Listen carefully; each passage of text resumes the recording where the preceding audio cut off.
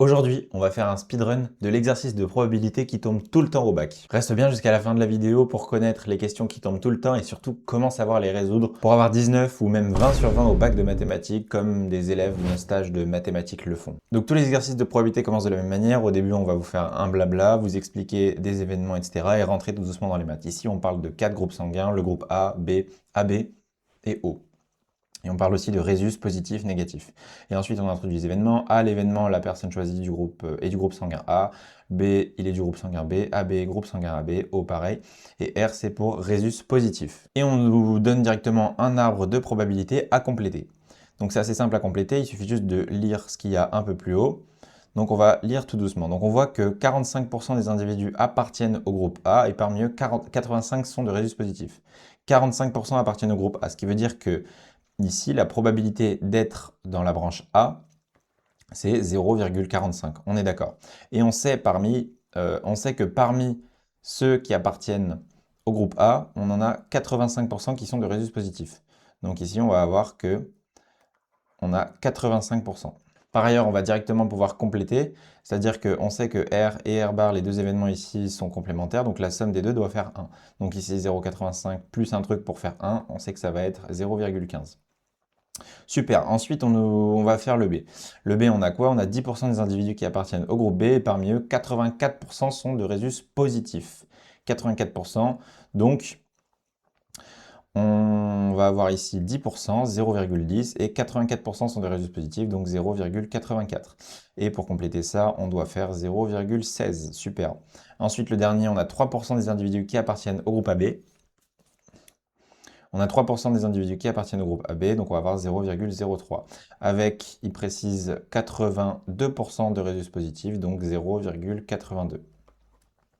Et donc ceux qui ne sont pas de résus positifs, on en a 0,18 pour faire 1. Ensuite, on veut calculer la probabilité de O, on ne nous la donne pas, vous pouvez chercher dans l'énoncé, mais on ne nous la donnera pas. Et en fait, on va encore une fois utiliser que la somme de tout cela doit faire 1. Donc ici, on a 0,45, je vais noter ici 0,45 plus 0,10 plus 0,03 plus x, x ça va être sous-entendu celui-là qu'on cherche, est égal à 1. Et donc ici 0,45 plus 0,10 plus 0,3, ça fait 0,58 plus x est égal à 1. Donc x, il faut compléter ça, ça va être 42. Donc 0,42. Ici, on ne peut pas compléter, on ne donne aucune info, mais c'est pas grave vu qu'il n'y a pas de pointillé à compléter. Ensuite, montrer que P de B inter R égale 0,84. Comment on va calculer P de B inter R? P de B inter R, c'est lui fois lui. Ça, on le sait. Direct, quand vous voyez l'arbre, vous savez que P de B inter R, c'est en fait parcourir ce chemin-là dans l'arbre, comme ça, P de B inter R. Et P de B inter R, on va utiliser les probas conditionnels pour la calculer. On sait que ça va être P de B fois P de R sachant B. Fois P de R sachant B. P de B, on le connaît. P de B, c'est quoi? C'est 0,10. Et P de R sachant B, ici on se place en sachant, quand je suis ici, je suis en sachant B, c'est 0,84. Donc ça fait 0,10 fois 0,84, bah 0,10 fois 0,84, on décale juste la virgule d'un, donc ça fait 0,084, ce qui est exactement ce qu'on nous demande de trouver. Interpréter ce résultat dans le contexte de l'exercice, c'est juste dire que la probabilité que quelqu'un soit de groupe B et de résus positif, elle est de 8,4%. Super, on précise que P de R égale une certaine quantité, et on nous demande de montrer que P de R sachant O est égal à 0,83. Donc en gros, on s'intéresse à cette branche ici et ce truc ici. Comment on va faire ça? On va utiliser la loi des probabilités totales. Je m'explique, on sait que P de O, enfin P de R sachant O, c'est quoi égal? C'est égal à P de O inter R divisé par P de O. P de O, on le connaît, on a dit que c'était 42, on l'avait calculé tout à l'heure. Donc on sait que ça c'est P de O inter R divisé par 0,42. Super. Ce qu'on va faire ensuite, c'est calculer P de O inter R. Et là, on va utiliser justement la loi des probabilités totales. Comment on utilise cette loi? On va dire que P de R, excusez-moi, P de R. Et bien en fait, la probabilité de R, c'est-à-dire être dans l'événement R, c'est quoi? C'est soit être de résus positif, en fait, c'est soit être de résus positif et de groupe A, être de résus positif et de groupe B, être de résus positif et de groupe AB, être de résus positif et de groupe A, et de groupe O. Donc en fait, il y a forcément ces possibilités-là. Donc en fait, on va avoir que P de R, ça va être égal à P de A inter R, plus P de B inter R, plus P de AB inter R, plus P de O inter R.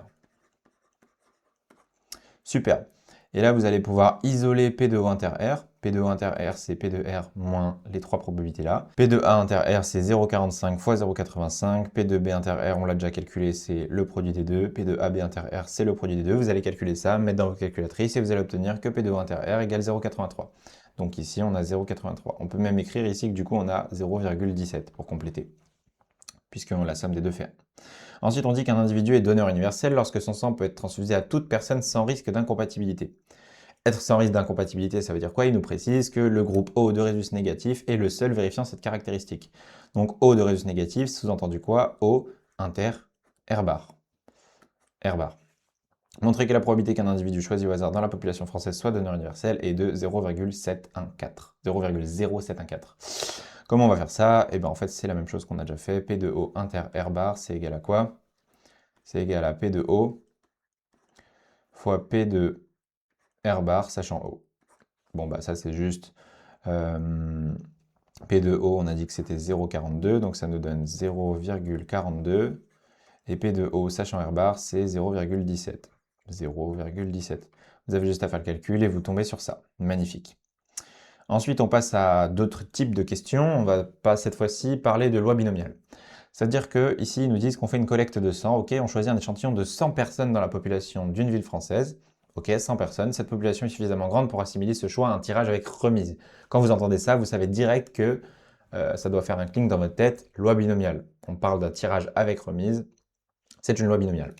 Et c'est d'ailleurs la question suivante, justifier que x suit une loi binomiale dont on précisera les paramètres. X est la variable aléatoire qui, à chaque échantillon de 100 personnes, associe le nombre de donneurs universels dans cet échantillon. Donc, on a 100 personnes, donc on sait qu'une loi binomiale, on a 100 personnes, donc on sait que son paramètre n, il va être égal à 100 personnes, et qui donne le nombre de donneurs universels dans cet échantillon. La probabilité que quelqu'un soit donneur universel, c'est quoi? C'est celle qu'on vient de calculer avant, c'est 0,0714. C'est exactement cette probabilité-là. Donc, on sait que le paramètre P, c'est 0,0714. Voilà notre loi binomiale. Et pour justifier que c'est une loi binomiale, vous avez juste à dire que on a assimilé ce choix à un tirage avec remise et on compte un certain truc.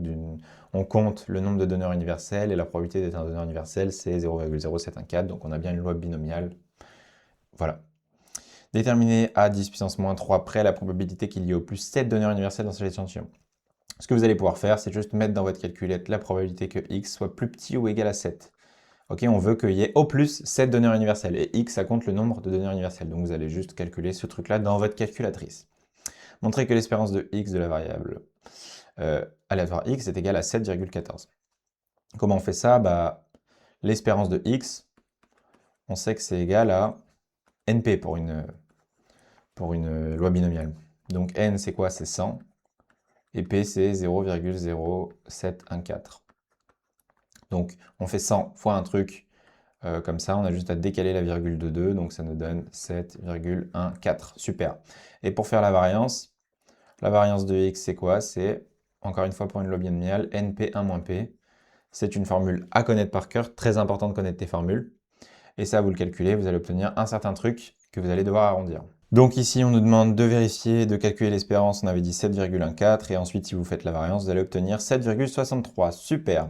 Et on s'attaque déjà à la dernière question, ça va très vite, je vous l'accorde. Après, il faut bien rédiger et tout, mais franchement, le bac, les idées, vous les avez en une demi-heure. Toutes les idées, après, vous avez juste à rédiger, vous avez 3h30 pour rédiger. Voilà. Donc ici, on nous parle de la Semaine nationale du don du sang, très bien. Une collecte de sang est organisée dans N villes françaises. Et ce qu'on va faire, c'est qu'on va dire x1, c'est la variable aléatoire qui, à chaque échantillon de 100 personnes de la ville 1, associe un nombre de donneurs universels. Pareil pour x2, c'est la ville 2, etc. Donc cette fois-ci, on s'intéresse à plusieurs villes où on prend 100 personnes à chaque fois. Et on regarde la variable aléatoire m grand n, qui est égale à x1 plus x2 nanana, plus x grand n sur n. Que représente la variable aléatoire mn dans le contexte de cet exercice? Bah, mn, c'est quoi? C'est égal à la somme des x divisé par grand N. Et un x est égal à quoi? C'est le nombre de donneurs universels dans la ville i, si on regarde xi. Donc ça veut dire que si je fais la somme de tous et que je les divise par grand N, bah, j'obtiens la moyenne du nombre de donneurs universels dans toutes les villes. Donc en fait, que représente la variable aléatoire? Vous pouvez dire Moyenne de donneurs universels. Moyenne de donneurs universels.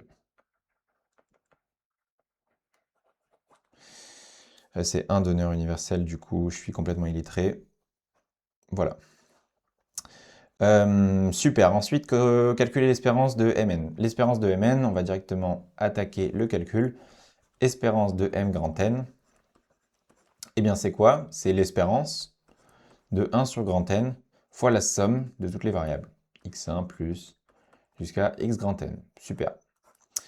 Et on sait que quand on a une constante devant l'espérance comme ça, on a le droit de la sortir devant. C'est une constante, c'est pas une variable aléatoire. Donc ça fait 1 sur grand N fois l'espérance de x1 plus jusqu'à x grand N. Super. Ensuite, on va juste utiliser le fait que l'espérance d'une somme de variables aléatoires, c'est égal à la somme des espérances des variables aléatoires. Donc ça nous donne du coup 1 sur grand N fois l'espérance de x1, on met bien les parenthèses, plus, etc., jusqu'à l'espérance de x grand N. Ok. Et ensuite, l'espérance de x1 dans l'énoncé, c'est totalement précisé. On peut vérifier, mais ça nous dit que l'espérance de x1, on nous dit que l'espérance de... Elles sont toutes de même espérance égale à 7,14, de même variance égale à 6,63. Bon, ici, c'est l'espérance qui nous intéresse. Donc ça, c'est 7,14. Donc ça nous donne 1 sur grand N fois 7,14 plus 7,14 plus 7,14 n fois. Donc ça fait 7,14 fois grand N. Donc il y a les grands N qui se séparent et on obtient que l'espérance de la moyenne, c'est égal à 7,14. La prochaine question étant calculer la variance, on commence directement. La variance de grand Mn et on va faire exactement la même chose à peu près. C'est la variance de 1 sur grand N fois x1 plus jusqu'à x grand N. Super. Et cette fois-ci, pour la variance, attention, c'est un peu différent. Quand on a une constante, elle passe devant, mais au carré. On doit la mettre au carré, cette constante.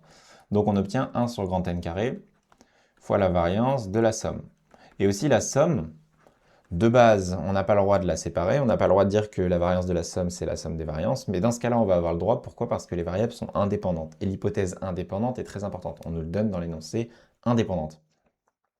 Donc on va voir que c'est 1 sur n carré fois la variance de x1 plus jusqu'à la variance de xn. Et encore une fois, on nous avait dit qu'elles étaient d'une certaine variance toutes égales. Elles ont toutes la même variance.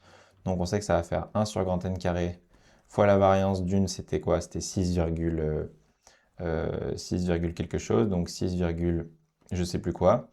Fois grand N, puisqu'on en a une fois. Et donc là, on obtient 6, quelque chose divisé par grand N, vu qu'on simplifie le n carré avec le grand N. Et c'est exactement ce qu'on va avoir dans notre résultat à montrer. Regardez bien. Hop, je remonte. On demande de montrer que c'est égal à 6,63 sur grand N. C'est exactement ce que l'on souhaite. Enfin, on va demander de déterminer la plus petite valeur de grand N pour laquelle l'inégalité de Bienaimé-Tchebychev permet d'affirmer qu'on a un certain truc. Comment on va faire ça? Eh bien, on va appliquer l'inégalité de Bienaimé-Tchebychev. L'inégalité de Bienaimé-Tchebychev, c'est quoi? C'est la probabilité que Mn, en valeur absolue, moins son espérance. Son espérance, on va directement la noter, c'est 7,14. On l'a déjà dit.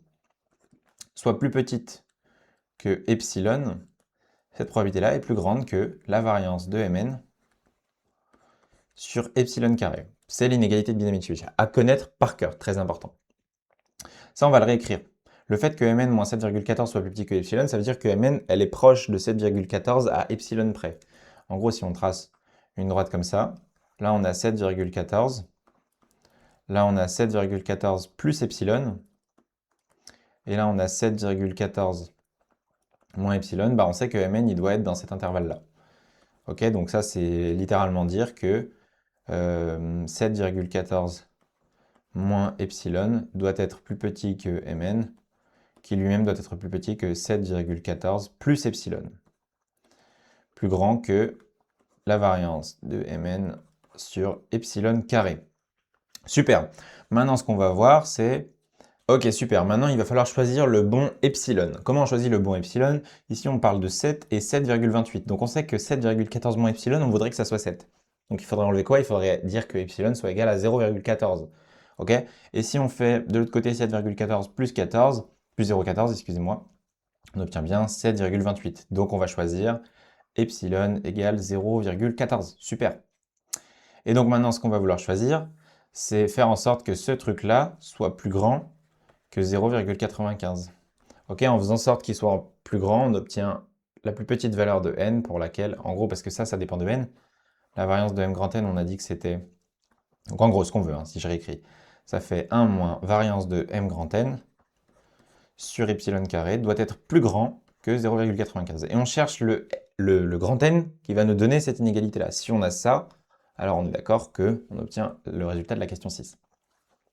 Et donc pour ça, on va juste réécrire le fait que notre variance, on sait que c'était 6, il me semble 63 sur grand n fois epsilon carré, plus grand que 0,95. Et ensuite, là, vous avez juste à résoudre cette inéquation-là. Vous allez obtenir que n doit être plus grand ou égal à un certain truc. Et cette valeur-là, vous la calculez à la calculatrice, vous prenez l'entier qui est juste au-dessus et vous obtenez la valeur de grand N qui va fonctionner. Si tu veux préparer le bac et même te préparer à l'enseignement supérieur, tu peux t'intéresser à nos stages de mathématiques, c'est fait pour tous les niveaux, donc de remise à niveau, les élèves un petit peu en difficulté et les élèves qui ont envie de se préparer, d'avancer plus, d'aller approfondir les notions. Il y a donc des classes classiques et avancées. Je te conseille de regarder tout notre travail, ça pourrait fortement t'intéresser. Même si tu es en première ou en seconde, on fait aussi les stages pour les premières et les secondes qui veulent pareil approfondir ou, ou se remettre au bon niveau. Voilà, c'est un stage génial, je trouve, et je te conseille de regarder ça, ça pourrait fortement t'intéresser. Voilà, merci, c'est ciao.